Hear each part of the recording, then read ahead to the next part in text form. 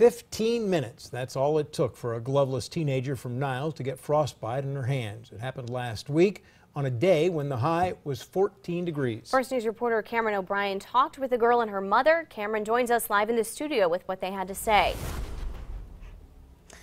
Abby's sharing her story with other people so that they realize that cold temperatures aren't just uncomfortable, they can be dangerous too. I don't want my fingers to get chopped off. 16-year-old Abigail Moore sits in her Niles home anxious over the future of her fingers.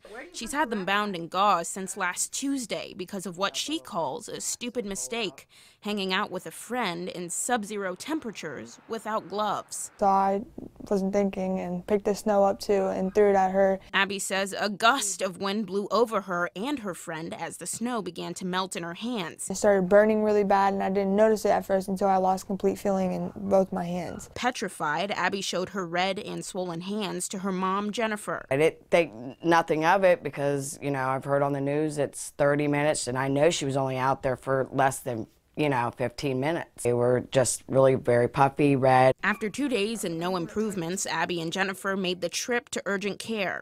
The verdict? Stage 1 frostbite on all 10 fingers. It was really hard to believe that it happened within that time. What the cold did to her. Each morning, Abby slathers her fingers in burn cream and wraps them tight, an excruciating process.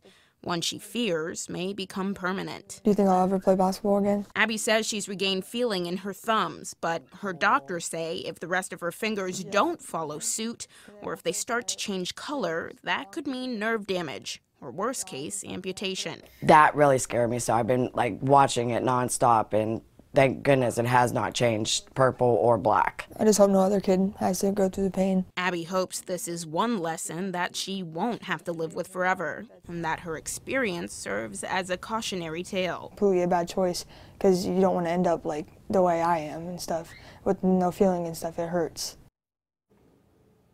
Now, depending on the temperature outside and wind chills, frostbite can happen quickly in less than 30 minutes. So if you think you have it, make sure you go to urgent care to get it checked out right away.